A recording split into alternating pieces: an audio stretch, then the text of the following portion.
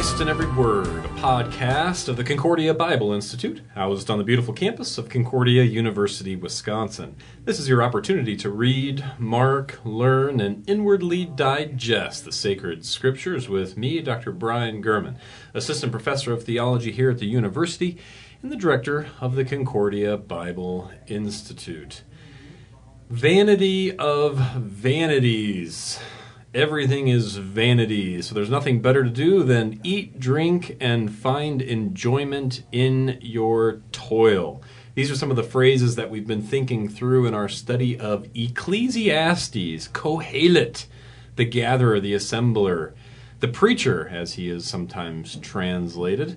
Last time we took a look at what is probably the most popular part of Ecclesiastes, the first part of chapter 3, the poem there that talks a lot about time. For everything there's a season and a time for every matter under heaven. Time to be born, a time to die, time to kill, time to heal, and so on. We notice here that a lot of this is just, this is just in my mind straight out of the New Testament. These are the Beatitudes, these are the teachings of our Lord. This is not some sort of primitive BC, old, ancient Near Eastern, ignorant kind of literature grasping at the straws of the meaning of life sort of stuff. This is quite profound, I think. Maybe some of the most central, most profound statements of the whole thing. Quite celebrated, I think that's quite right. So a time to kill. We noticed there, I leaned on Gregory of Nyssa, especially the 4th century guy. Just fascinating treatment. Really, probably the best part of what he wrote there is that chapter 3. He's got some sermons on Ecclesiastes and a time to kill, a time to heal. I mean, this is central to the faith. This is law gospel stuff. A time to kill the old Adam. A time to put to death the old flesh, the old Adam, and a time to heal, a time for the new man to daily come forth and arise who will live before God in righteousness and purity. Just so fascinatingly rich in my mind, this poem here, and from that, it took up all it took up the podcast time of the last episode. So, with that said, what's the game plan? Well, quite frankly, I just want to get through the rest of chapter 3. We got through that poem, and then, here's the rest of the chapter, and we had to call it quits. So I will read again. I think I did this last time, but I'll do it again just so that our listeners know what's going on here. I'll read it again, the text from Ecclesiastes 3, starting at verse 9, and we'll kind of tie together some loose threads that we started last time but were unable to finish. So Ecclesiastes 3, starting at verse 9 and following. What gain has the worker from his toil? I have seen the business that God has given to the children of man to be busy with. He has made everything beautiful in its time. Also, he has put eternity into man's heart, yet so that he cannot find out what God has done from the beginning to the end. I perceive that there is nothing better for them than to be joyful and to do good as long as they live. Also that everyone should eat and drink and take pleasure in all his toil. This is God's gift to man. I perceive that whatever God does endures forever. Nothing can be added to it, nor taken away from it. God has done it so that people fear before him. That which is, already has been. That which is to be, already has been. And God seeks what has been driven away. Moreover, I saw under the sun that in the place of justice even there was wickedness, and in the place of righteousness even there was wickedness. I said in my heart, God will judge the righteous and the wicked, for there is a time for every matter and for every work. I said in my heart with regard to the children of man that God is testing them, that they may see that they themselves are but beasts. For what happens to the children of man and what happens to the beast is the same. As one dies, so dies the other. They all have the same breath, and man has no advantage over the beasts. For all is vanity. All go to one place. All are from the dust, and to dust all return. Who knows whether the spirit of man goes upward and the spirit of the beast goes down into the earth? So I saw that there is nothing better than that a man should rejoice in his work, for that is his lot. Who can bring him to see what will be after him? All righty. So there we have the rest of chapter 3 from Ecclesiastes. Again, just a quick review. The first part of chapter 3 was the poem, where you see this tension between how to respond to the enigma of time. I like that. Kind of like that word enigma. Vanity of vanities is how it's usually translated. But that kind of seems to imply that there's no meaning anywhere whatsoever. I kind of like the enigma of enigmas, because then there's this kind of incomprehensibility, or that you can't get on top of it, you can't master it. Not that there is no meaning, that's different. But that's this enigma of time. So anyway, the first part of the book, and last podcast we tried to do some justice to that, is the tension between how to respond to the enigma of time. On the one hand, you can't figure out anything. And yet, at the other hand, there is some sort of pattern that's observable. God is working in time. Here, the sun, up and down, and things like that. But to really be able to find out everything that's involved in this observable pattern, you have to kind of get outside of time. And how can you do that? Well, in this broken world, this finite world, we're not going to be able to do that. And so therein is the tension there. But to think through the tension, I think, leads to some of the most profound observations about the nature of God and humanity.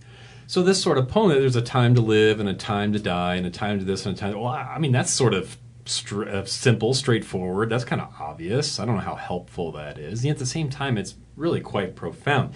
There's something about recognizing... I mean, even Proverbs does this. There's something about thinking through the seemingly contradictory that you're really starting to put your finger on some of the deeper questions of life, I think. What about raising kids? You're going to see in Proverbs, well, my son, don't despise my discipline. Or is it to give him some freedom, to let it, you train him and then he'll go the way, he's free to kind of follow in the way of daddy's footsteps and things like that. Is it discipline or is it freedom? What do you do? Do you answer a fool? Or do you not answer a fool? And then you go to Proverbs, and in the very same chapter, very next verse says, well, don't answer a fool because you're going to become like him. What's the next one? Well, answer the fool so that he's put in his place. Well, which one is it? Well, that's the wrong question. But the point here is to posit some of these things is actually that's some of the deeper questions of life, I think, as to try to get Ecclesiastes. This is what's pressing at the irregular verbs chapter of your grammar and things like that. So anyway, boy, here's your intro. We're already cruising through. What gain has the worker from his toil? Again, that time stuff. I mean, we measure everything according to time, and yet we can't get on top of it. We're always pressed for time. Oh, I'm so busy, and we measure how good we are by how we can get around time, how much we can get done in time. And we also judge other people by how much can you get done and things like that. And yet at the same time, we cannot force time around to bend and suit our purposes when it comes to the most important things in life. So there's this kind of restlessness, a holy restlessness, if I can draw on St. Augustine, about the enigma of time. Ah, my goodness, here we go. The poem is overflowing into this podcast episode. Oh, man, I'll never get to the end of this chapter. But maybe there's something to be said for that poem. I mean, it's just fascinating. We need to do another... who's with me? Let's do a little bonus epilogue on that poem or something. Boy, all right. Anyway, yeah, verse 9. What gain has the worker from his toil? Well, that's the question. Is there anything left over? So we just had a holiday weekend. You can clean up the yard a little bit. You're satisfied in your work, whatever you did. Is there anything enduring, lasting? What's left? You get a moment of satisfaction, and then, hey, the grass is going to grow again, or it's on to the next thing, or hey, it's a school night. You're up early, teaching class, whatever you're doing. I mean, that was me this morning. Hey, let's get going. We got more things to do. So what is left over? Is it just busyness that God has given the children of man to be busy with? That's kind of the question here. But listen to this. This is a strong confession. He has made everything beautiful in its time. This guy we call Kohelet, Ecclesiastes, this is not just some guy despairing of all of the life and there's no meaning anywhere and this sort of thing. There's something quite profound about God working within the confines of time to pull off purposes that are quite beyond it. And that's the thing that drives you nuts. He has put eternity into man's heart, yet so that he cannot find out what God has done from the beginning to the end. You see what's going on here is that we have this sense, albeit broken, albeit depraved, albeit tainted, albeit suppressed, perhaps to varying extents, this sense of something bigger than the self. This is huge. On the one hand, it's a beautiful thing. We have eternity heading our way because of Christ and what he has done for us. And but on the other hand, though, the tension therein would be that the gift of eternity could also be the wherewithal of eternity, I should say, could also be a terrible burden from a particular perspective. That's why, people are driven to despair all the time. Because of the meaning of life and wrestling over these deep questions, and yet not having, again, the gospel as the sort of climactic fulfillment and satisfaction for all these deeper questions. So it ends up driving them nuts. But again, what is it? Why even care? Why be driven nuts, even if you don't want anything to do with the faith? Why be driven nuts about questions like the meaning of life? Why be caught up in purpose or telos, the goal, the end result, why? Why care about the why? What is it in humanity that's driving them nuts? Even when, again, apart from faith, apart from the gospel, just to say, let's think through these deeper questions of humanity. He's put eternity into the heart so that there is a restlessness there for everyone. And again, this is a profound kind of restlessness, the kind of restlessness that indeed drives people into deep despair. And something most certainly to be aware of as we speak with people of whatever confession. I perceive that there is nothing better, in light of that, nothing better than to be joyful and to do good as long as they live. Also that everyone should eat and drink and take pleasure in all his toil. This is God's gift to man. Again, the eating, drinking, toiling as God's gift. This is something we've talked about before. Kohelet's going to repeat it as we move along, but here again it is repeated. Eating, drinking, and toiling. This is not just some slapstick sort of response, eat, drink, and be merry. There's actually something quite profound in eating and drinking, receiving from God those gifts, knowing our place in the bigger picture, and also finding enjoyment in toil, even though it doesn't last. But knowing all the while that there are deeper, higher purposes involved when our toil takes place. That is to say, when enjoyment happens, it is truly a gift of God. We have that sense of it, and yet we can't capture it. There's no yitron that's left over to be the remainder that we can encapsulate it and lock it and control it and do whatever we want with it.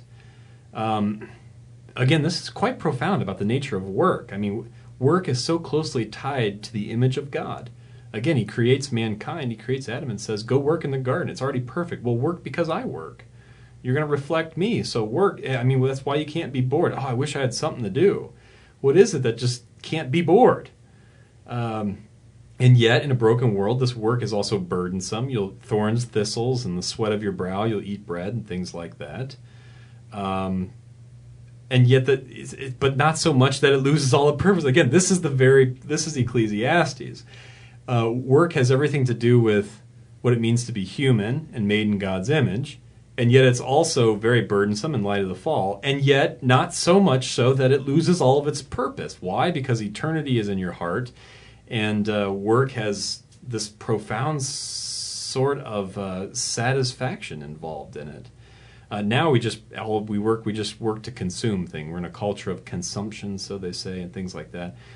Which is a lot different than asking about purpose and end result of work and how our toil and how our vocation is tied to much bigger and more lasting and more enduring and more meaningful purposes.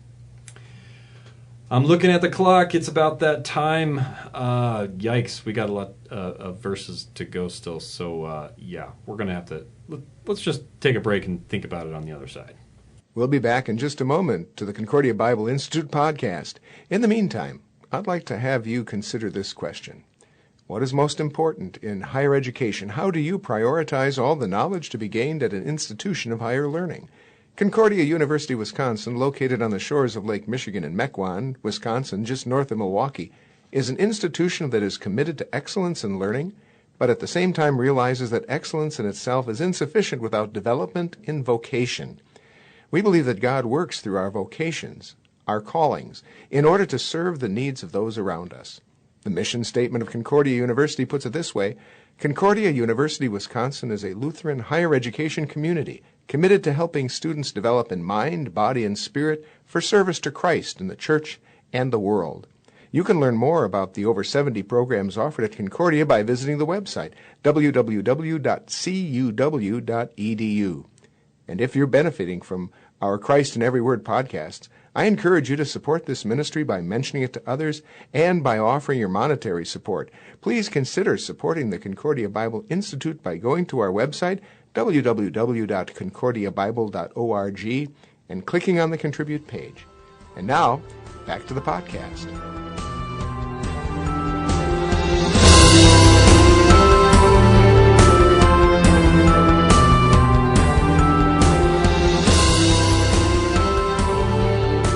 Alrighty there, folks. We are back with our study of the rest of Ecclesiastes chapter 3. I'll promise I'll pick up the pace a little bit to make sure we get to the end of the chapter. But all these things this just is so profound. I just don't like this view of Ecclesiastes if it's some primitive, like dark, despair, depressing sort of thing. And then, boy, they're in the dark in the OT. And eventually we'll get to the New Testament. Jesus will come and we'll have talk about love, and we'll be in a much better place. There's something more profound about it than just sort of a ode to depression or something like that. It doesn't really have much more purpose. There's so much. I'm just looking at this next verse. I'll start right up again. I mean, whatever God does endures forever. Nothing can be added to it, nor anything taken away from it. I mean, this is Deuteronomy. This is the end of of Revelation. This is the end of this book, Ecclesiastes. Don't add, don't take. This is strongly traditional, strongly confessional stuff. Don't add to it, don't take. Anybody add these words? Don't. And same at the end of this book. Don't add or don't subtract. In Deuteronomy, the end of this book is, be wise about these things. Be careful of the making of many books. There is no end.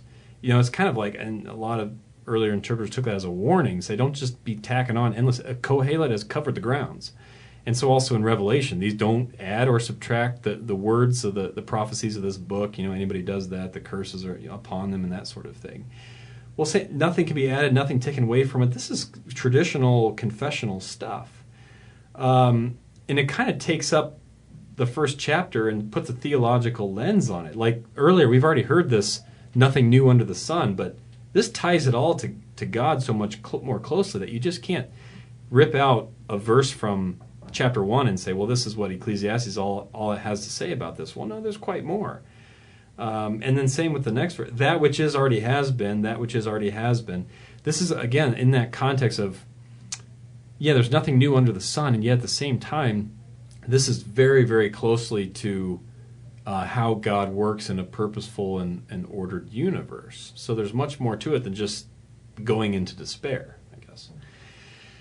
All right, verse 16. We're going to do this. I can. It's going to happen. Here we go.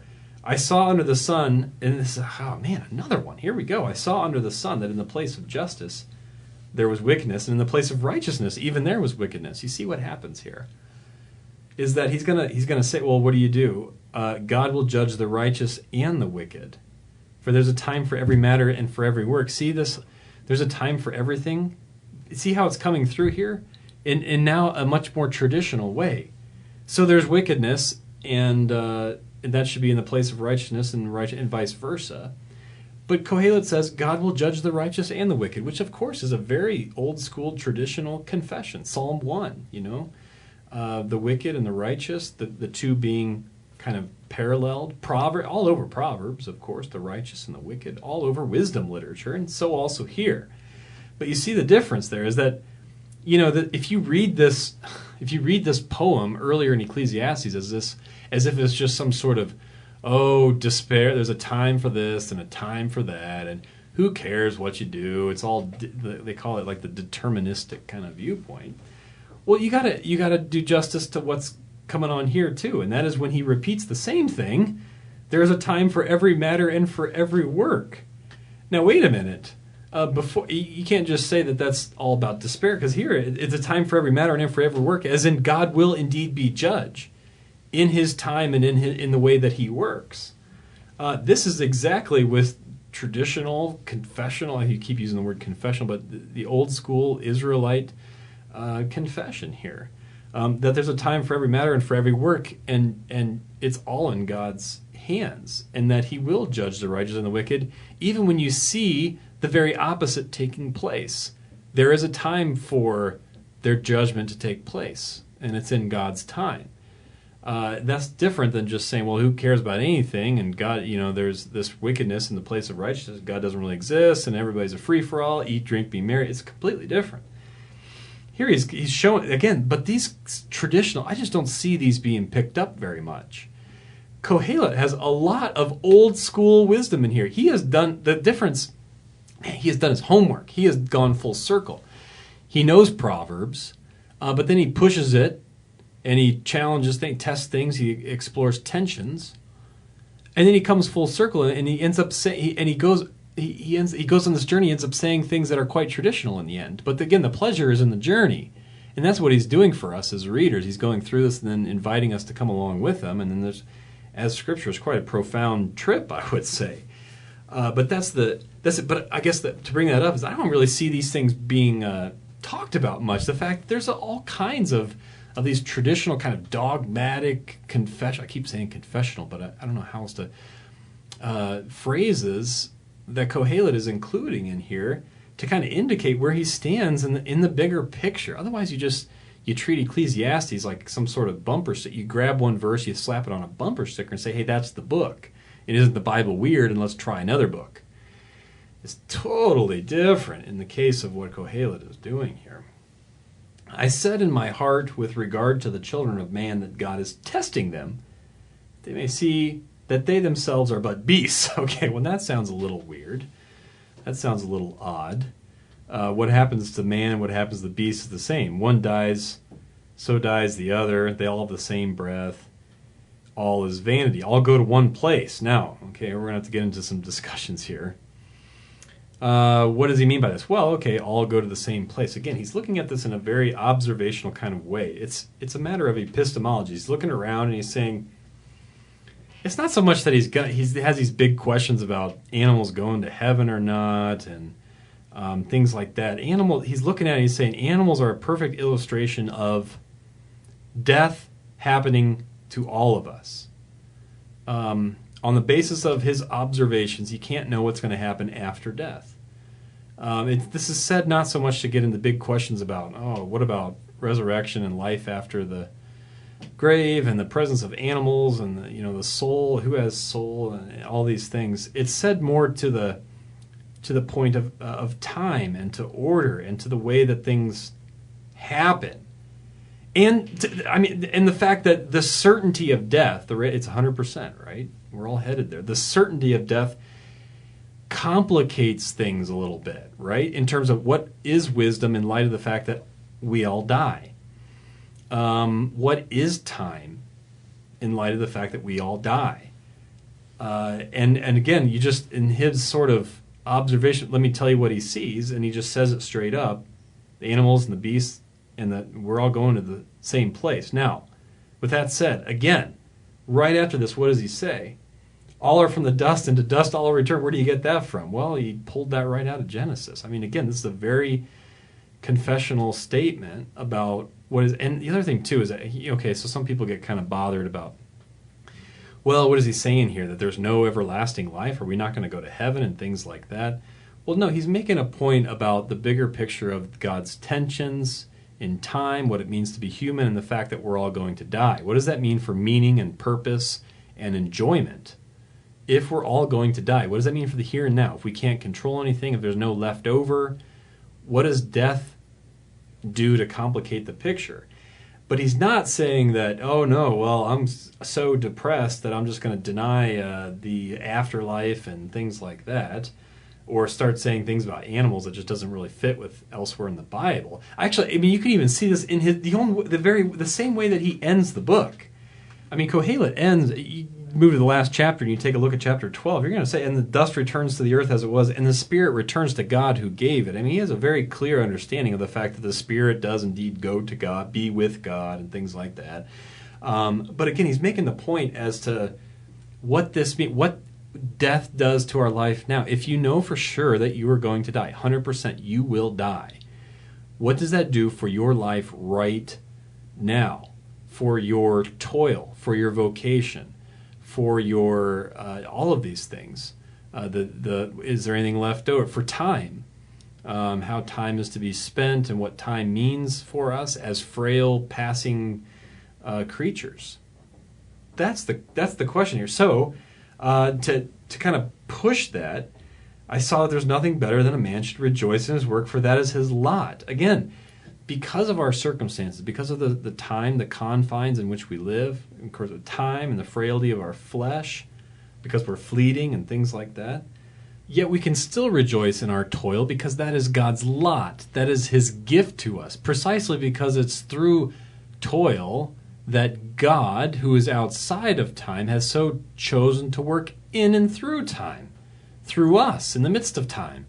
It's precisely who God, who is above the controls, the sort of frailty, has entered and is doing amazing things beyond our acknowledgement, beyond our recognition, in the midst of brokenness. It's precisely the avenue through which God, who is the author of life, and therefore not confined to the brokenness of this world and death and the frailty that we just talked about, is able to and has so chosen to put on display the life-witnessing actions of the person and work of his Son, Jesus Christ, through those in whom he resides. So, no, of course, that there's no vanity about toil, and there's plenty of enjoyment there because there's all kinds of amazing things happening in, with, and through it, if I can put it that way. Or, if you prefer, I'll draw on the words of the Apostle Paul and put it like this: be steadfast,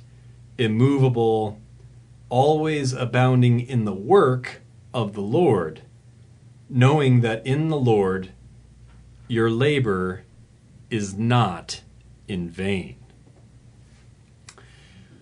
Well, that is just really quite a nice and tidy place to wrap up this podcast, and I'm going to have to go ahead and say that that's all the time we have for this session of Christ in Every Word. Ecclesiastes, I hope you're enjoying it.